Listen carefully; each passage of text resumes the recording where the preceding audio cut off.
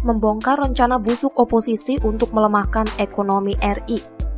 Artikel ini dilansir dari siword.com ditulis oleh Niha Alif. Tanpa kita sadari, musuh utama di balik ganasnya pandemi corona adalah oposisi pemerintah. Cara-cara yang mereka pakai di balik demokrasi nyatanya hanya untuk memuluskan niat jahat mereka. Tidak ada sedikit pun rasa simpati yang ditujukan pada rakyat, tenaga medis, relawan, apalagi pemerintah yang tengah berjuang melawan corona. Target awal mereka jelas, ingin ekonomi kita hancur lewat segala cara. Orang-orang seperti DKI 1, mantan Wapres, Tengku Zul, Said Didu, putra mahkota Cikeas, Refli Harun seakan menjadi pemantik agar kepercayaan pada pemerintah turun. Saat awal pandemi ini mereka beramai-ramai menuntut lockdown. Tujuannya apa? Bukan untuk memutus rantai penyebaran corona tentunya, karena putra mahkota Cikeas sempat mengadakan kongres partai. Begitu juga DKI 1 yang sempat mengumpulkan ormas seibu kota dan pembatasan transport dengan dalih efek kejut. Nyatanya lockdown yang mereka tuntut tidak lain untuk melemahkan ekonomi kita. Bayangkan, di tengah ekonomi negara yang menurun, pemerintah dituntut memberi makan ratusan juta rakyat. Negara bisa jatuh ke lubang resesi lebih cepat, apalagi posisi negara kepulauan yang membutuhkan logistik yang tidak sedikit. Sudah rakyat yang bekerja harian terancam kelaparan, ekonomi negara hancur.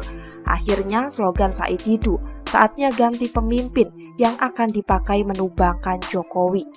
Jahat betul mereka ini, tapi bukan Jokowi namanya kalau tak mengenal akal-akalan oposisi. Dengan cepat, ia mengganti lockdown dengan PSBB yang memungkinkan pekerja harian masih bisa mencari nafkah. Pemerintah juga tak perlu menjamin kebutuhan semua rakyat kecuali yang benar-benar miskin. Kemudian diikuti kebijakan penyaluran anggaran 400 triliun lebih, termasuk mensubsidi listrik dan menstimulus rakyat dan pengusaha mikro. Ekonomi kita akhirnya berhasil diselamatkan. Belakangan, kebijakan Jokowi juga disambut sentimen positif pasar. Rupiah kembali menguat tajam hingga bisa menyelamatkan angkanya dari hampir 17.000 kembali ke angka 14 ribuan. Ini pencapaian luar biasa. Negara ini harus diselamatkan baik dari pandemi corona maupun dari kejatuhan ekonomi. Skenario busuk oposisi selanjutnya dengan memprovokasi RUU Omnibus Law. Padahal kita tahu, di dalamnya bertujuan menumbuhkan investasi dalam negeri. Arief Poyuwono sebelum adanya wabah sudah membuat video provokatif Indonesia, memanggil untuk menghalangi RUU ini, ditambah lagi keinginan kuat Said Iqbal sebagai presiden buruh untuk demo besar-besaran tanggal 30 April. Untungnya Jokowi gerak cepat, membaca situasi dengan memanggil Said Iqbal dan menyatakan dengan tegas menunda pembahasan RUU Omnibus Law. Rencana demo berhasil digagalkan.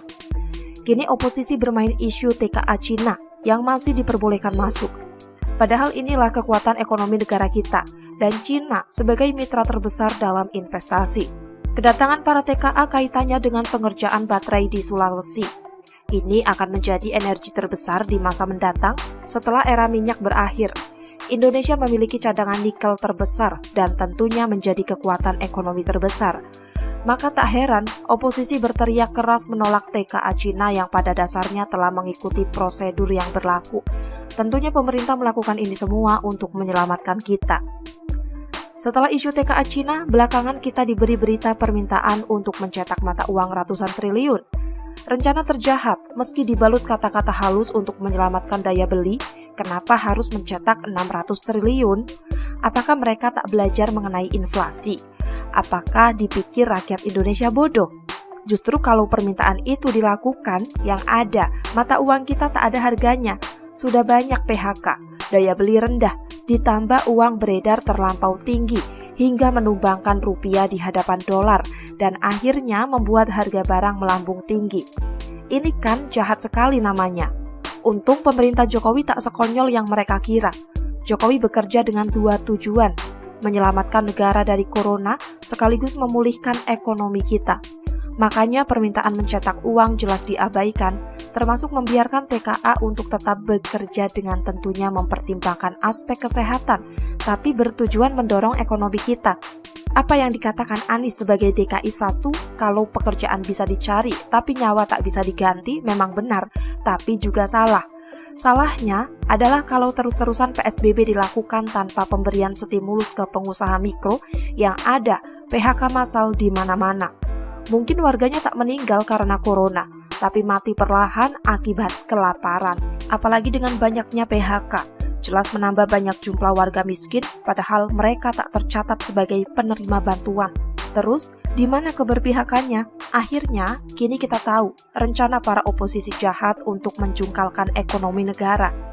Makanya Refli Harun sesumbar kaum intelek pasti mengkritik pemerintah. Padahal, otaknya jauh di bawah Erick Thohir. Semoga Jokowi dan jajarannya bisa memenangkan pertarungan utama di balik corona. Kita semua yakin Tuhan masih sayang dengan rakyat Indonesia. Begitulah kura-kura. Bagaimana menurut Anda?